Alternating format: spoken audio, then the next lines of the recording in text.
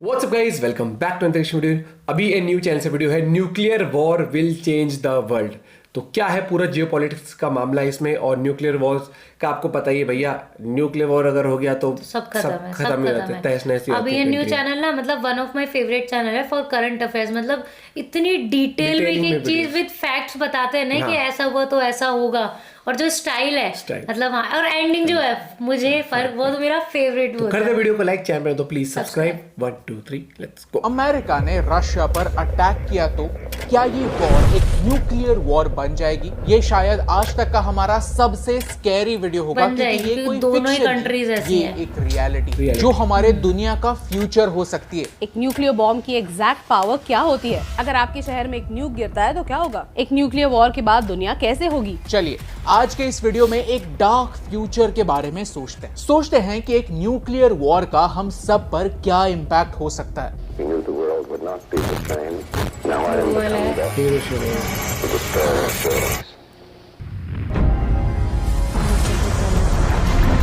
एकदम से सेकंड्स में चली गई थी।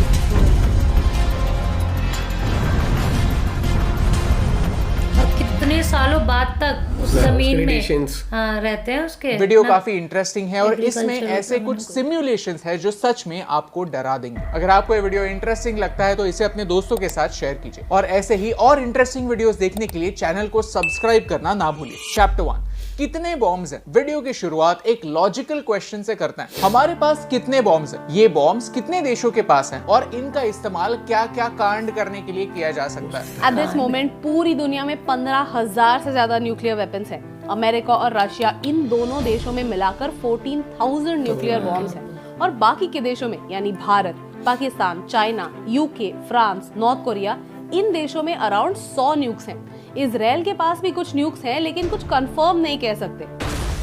1945 में अमेरिका ने पहली बार न्यूक्लियर बॉम्ब्स टेस्ट किए। इस टेस्ट को ट्रिनिटी टेस्ट कहते हैं, और इसके बाद 2475 अलग अलग न्यूक्लियर टेस्ट हुए। इनमें से 85% टेस्ट अमेरिका और सोवियत यूनियन ने किए हैं। लास्ट ईयर हम दुबई एक्सपो में गए, जहां हमने हिस्ट्री के काफी डार्क चैप्टर के बारे में जाना कि अमेरिका जब ये न्यूक्लियर टेस्ट कर रहा था तो उन्होंने ये कहाँ पे किए। Between 1946 and 1958 United States detonated 67 nuclear bombs in and around Marshall Islands. इन मार्शल आइलैंड्स पर 35 ओलंपिक साइज स्विमिंग पूल जितना रेडियो एक्टिव वेस्ट दबाया गया है, स्टोर किया है, और अमेरिका ने इस देश को अपने क्राइम्स के लिए कभी कोई कॉम्पेंसेशन नहीं दिया, कभी कोई रिस्पॉन्सिबिलिटी नहीं ली। हम सब ने हिस्ट्री बुक्स में पढ़ा है कि अमेरिका ने जापान पर 2 न्यूक्लियर अटैक्स किए थे। 6 अगस्त 1945 हिरोशिमा में लिटिल बॉय नाम का एक एटम बॉम्ब डाला गया। तब 1 लाख लोग मारे गए। आने वाले समय में रेडिएशन की वजह से कई जनरेशंस के लिए वहां पैदा होने वाले लोगों को कैंसर से लड़ना पड़ा। पूरे शहर के 2/3 बिल्डिंग्स डिस्ट्रॉय हो गए। And do you know the dangerous part? उस बॉम्ब में होने वाला सिर्फ 1.3% यूरेनियम यूटिलाइज हुआ। सिर्फ उसमें ही न्यूक्लियर रिएक्शन हुआ और बाकी सारा फेल हो गया। सोचिए, अगर सारा यूरेनियम यूटिलाइज हो जाता तो कितना ज्यादा नुकसान हो सकता था। लेकिन तब में और अब में एक बहुत बड़ा डिफरेंस है। तब बस अमेरिका के पास न्यूक्लियर वेपन्स थे, और आज ऐसे 9 देश हैं जिनके पास न्यूक्स है, और इन देशों की एक दूसरे के साथ बिल्कुल नहीं बनती। यानी एक देश ने एक बार न्यूक्लियर अटैक करने से कहानी खत्म नहीं होगी, ये बस डिस्ट्रक्शन की शुरुआत होगी। चैप्टर 2,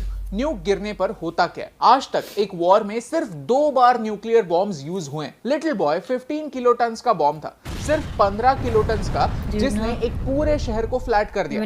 नागासाकी में 21 किलोटन का बॉम्ब ब्लास्ट हुआ था। इस बॉम्ब ब्लास्ट के बाद जो क्लाउड बनता है उसे मशरूम क्लाउड कहते हैं। नागासाकी के बॉम्ब का मशरूम क्लाउड माउंट एवरेस्ट से भी ऊंचा था। But that is not the scary part. P-83 America का सबसे पावरफुल बॉम्ब है, जो लिटिल बॉय से 60 गुना ज्यादा पावरफुल। लेकिन सोवियत रशिया ने 1961 में कुछ ऐसा कर दिया जिससे पूरी दुनिया हिल गई।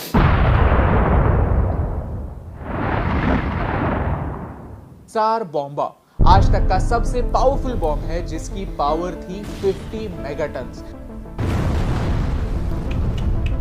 यानी वो हिरोशिमा के लिटिल बॉय से 3000 गुना ज्यादा पावरफुल था। इस बॉम्ब ब्लास्ट के बाद शॉकवेव्स पूरी दुनिया में 3 बार घूमे। इस धमाके ने कुछ 1000 किलोमीटर दूर नॉर्वे और फिनलैंड में भी घरों की खिड़कियां तोड़ दी। इस बॉम्ब का फायरबॉल 8 किलोमीटर चौड़ा और 64 किलोमीटर ऊंचा था। ये नंबर्स याद रखिए, क्योंकि आज आप खुद ट्राई कर सकते हैं। आपके पसंद या नापसंद शहर में अगर न्यूक्लियर बॉम्ब गिरेगा तो कितनी कैजुअलिटीज होंगी ये आप खुद देख सकते हैं। इस वीडियो के लिए रिसर्च करते समय मुझे काफी इंटरेस्टिंग वेबसाइट मिली, न्यूक मैप, जहां आप खुद देख सकते हैं कि किस शहर में कितनी कैपेसिटी का न्यूक्लियर बॉम्ब गिरने से इंपैक्ट कहां तक होगा। हिरोशिमा का ही एग्जांपल लेते हैं। यहाँ हम प्रीसेट्स चूज कर सकते हैं कि हमें कौन सा बॉम्ब टेस्ट करना है और देख सकते हैं कि डेटोनेट करने पर इम्पैक्ट क्या होगा। चलिए कंपेयर करते हैं कि हिरोशिमा में 4 बॉम्बा का अटैक होता तो फिर इम्पैक्ट क्या होता। These numbers are terrifying। और हमने दिल्ली, मुंबई जैसे डेंसली पॉपुलेटेड शहरों में क्या होगा ये भी देखा, लेकिन नंबर्स इतने डेंजरस हैं कि ये हम आपको वीडियो में नहीं दिखा पाएंगे। आप वीडियो पॉज करके इन्हें खुद ट्राई कर सकते हैं। ये फुटेज देखिए, इस फुटेज में हम देख सकते हैं कि न्यूक्लियर बॉम्ब्स की ताकत क्या होती है। जिस एग्जैक्ट स्पॉट पर न्यूक्लियर बॉम्ब का इम्पैक्ट होगा उस जगह में 1 मिलीसेकंड के अंदर अंदर तापमान सूरज के सरफेस से भी ज्यादा हो जाएगा। ये आग का गोला कुछ ही सेकंड्स में कई किलोमीटर्स तक पहुंच जाएगा। इसके 10 किलोमीटर के रेंज में कुछ भी नहीं बचेगा। इंसान, बिल्डिंग्स, पेड़ पौधे, प्राणी सब राख हो जाएंगे। लेकिन इम्पैक्ट यहाँ खत्म नहीं होगा। इनफैक्ट न्यूक्लियर ब्लास्ट की हीट इतनी ज्यादा होगी कि इम्पैक्ट के आसपास की एयर गर्म होगी और एक shock wave speed of sound से ज्यादा तेजी से, यानी 1200 किलोमीटर पर आवर से ज्यादा तेजी से स्प्रेड होगी और बिल्डिंग्स गिरने लगेंगी, पेड़ उखड़ जाएंगे। भूकंप होगा लेकिन धरती के नीचे नहीं, हवा में, और कुछ ही सेकंड्स में सब कुछ। न्यूक्लियर ब्लास्ट के बाद न्यूक्लियर फॉल आउट और रेडिएशन अगले कुछ महीनों के लिए लोगों की जाने लेगा। न्यूक्लियर रेडिएशन पानी में मिक्स होगा और हमारे पीने के पानी को अगले कई सालों के लिए डिस्ट्रॉय कर देगा। एग्रीकल्चर इम्पॉसिबल हो जाएगा। इंसानों के साथ साथ हमारे प्राणियों में भी जेनेटिक म्यूटेशंस होंगे, उन्हें कैंसर होगा। न्यूक्लियर बॉम्ब जिस भी देश पर यूज होगा उस देश का फ्यूचर काफी डार्क होगा। चैप्टर 3। लेकिन बाकी देशों का क्या? एक न्यूक्लियर वॉर में सबसे बड़ा डिफरेंस यही होगा कि वॉर सिर्फ बॉर्डरिंग एरियाज में लिमिटेड नहीं होगी, ये आपके और मेरे घर तक पहुंचेगी। एक न्यूक्लियर वॉर के इफेक्ट्स 5 स्टेप्स में स्टडी किए जा सकते हैं। पहला स्टेप होता है इमीडिएट डिस्ट्रक्शन, यानी शहरों का डिस्ट्रक्शन और लोगों की मौत। सेकेंड स्टेप है फॉल आउट। न्यूक्लियर मलबे से और डस्ट से हमारी सॉइल, वाटर और एयर पोल्यूट होगी और हम खाना ग्रो नहीं कर पाएंगे। थर्ड स्टेप है long term impact on health, जिससे लोगों में कैंसर और जेनेटिक म्यूटेशन होगा। फोर्थ स्टेप है एनवायरमेंटल डैमेज। इंसानों की तरह नेचर पर भी इसका इम्पैक्ट होगा, इकोसिस्टम्स डिस्ट्रॉय हो जाएंगे। फिफ्थ स्टेप है सोसाइटी का कोलैप्स, यानी एज अ सोसाइटी फंक्शन करना डिफिकल्ट होगा। हर जगह केओस ही केओस होगा। एक न्यूक्लियर वॉर की खासियत यही है कि उसका इम्पैक्ट सिर्फ टारगेट देश पर नहीं बाकी के देशों पर भी होगा। जिस दिशा में विंड्स है उस दिशा में radio active fall out travel करेगा। कई नदियां एक से ज्यादा देशों में बहती हैं। उन नदियों में से ये रेडिएशन पीने के पानी के साथ साथ हमारे समंदर में जाएगा, ओशन लाइफ बर्बाद कर देगा। ये मछलियां खाने वाले लोगों पर भी उसका इम्पैक्ट होगा, यानी एक इंटरकनेक्टेड दुनिया में हमारे खाने और पानी के थ्रू ये रेडिएशन हम तक पहुंचेगा। सबसे डेंजरस बात ये है कि आज की दुनिया में एक बार न्यूक्लियर अटैक होने से कहानी खत्म नहीं होगी। ये एक चेन रिएक्शन स्टार्ट करेगा जहां हर एक न्यूक्लियर देश अपने एनिमी देश पर अटैक करना स्टार्ट करेगा। इतने बड़े एक्सप्लोजन के बाद न्यूक्लियर स्मोक हमारे आसमान को कवर कर देगा और जैसे एक वोल्केनिक इरप्शन में ऐश की वजह से स्काई ढक जाता है, वैसे ही यह धुआं सनलाइट को ब्लॉक करने लगेगा, यानी सूरज की धूप धरती पर कम मात्रा में आएगी। इससे धरती पर एक कूलिंग इफेक्ट होगा। साइंटिस्ट मानते हैं कि इससे हमारा तापमान 10 डिग्री से घट जाएगा। इसे न्यूक्लियर विंटर कहते हैं। इससे होगा ये कि बहुत सारे समंदर में आइस बढ़ जाएगा और ट्रेड करना अगले कई सालों के लिए इम्पॉसिबल हो जाएगा। जिन देशों पर अटैक हुआ है उन देशों को मदद करना भी दूसरे देशों के लिए मुश्किल होगा। न्यूक्लियर विंटर की वजह से जो देश बच गए हैं उनको भी अकाल,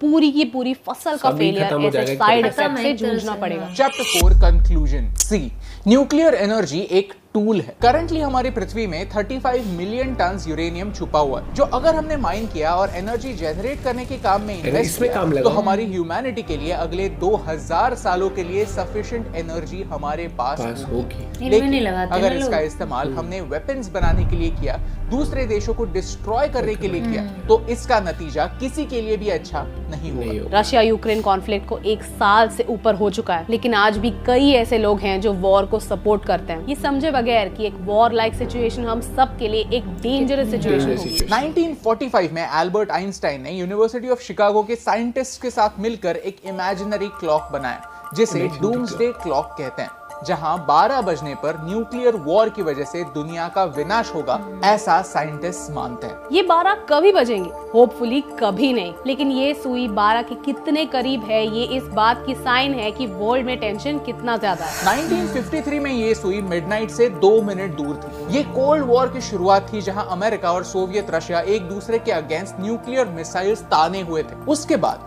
धीरे धीरे जैसे ग्लोबल टेंशन्स कम हुए वैसे साइंटिस्ट ने इस सुई को धीरे धीरे पीछे लिया। अब रशिया यूक्रेन कॉन्फ्लिक्ट के बाद ये सुई 90 सेकेंड्स टू मिडनाइट पर आ रुकी है। यानी इसका मतलब ये है कि आज एक न्यूक्लियर वॉर के टेंशन्स उस समय से भी ज्यादा है जब कोल्ड वॉर अपने पीक पर थी। We are closer to the end than we have ever been, and that is really scary. अगर आपको इस वीडियो से वैल्यू मिली, कुछ नया सीखने मिला, तो इसे अपने दोस्तों के साथ शेयर कीजिए, क्योंकि एक न्यूक्लियर वॉर इस दुनिया का दी एंड होगा। इसका इम्पैक्ट उन देशों पर भी होगा जो इस वॉर से कोसों दूर है, और यही इंपॉर्टेंट बात, आप तक पहुंचाने से मुझे फर्क पड़ता है। माइंड ब्लोइंग फैक्ट्स थे। वीडियो कहीं ना कहीं आपको स्केरी भी लगी होगी, लेकिन हार्श रियलिटी ये है। जैसे मुझे उस क्लॉक का डूम क्लॉक उसका नहीं पता था, कितनी सारी चीजें। वो चीज देखो ना यार, आज भी सबको पता है हिरोशिमा नागासाकी में जो हुआ था, आज तक वहां पर मतलब रेडिएशंस है, और इतने टाइम तक तो जो भी वहां पर बच्चे हो रहे थे वो फिजिकली डिसेबल्ड थे, या फिर बच्चे भी नहीं हो पा रहे थे वहां पर। कोई वो खेती वगैरह कुछ नहीं होता, मतलब रेडिएशन जिसे कहते हैं ना, पानी खराब हो जाता है, और वो बताया ना सेकंड्स के अंदर ही आसपास का इलाका कितने किलोमीटर का तबाह हो जाता है, और फिर धीरे धीरे वो रेडिएशन पानी के थ्रू, एयर के थ्रू ट्रेवल कर करके आसपास के सराउंडिंग एरियाज को कर देते हैं।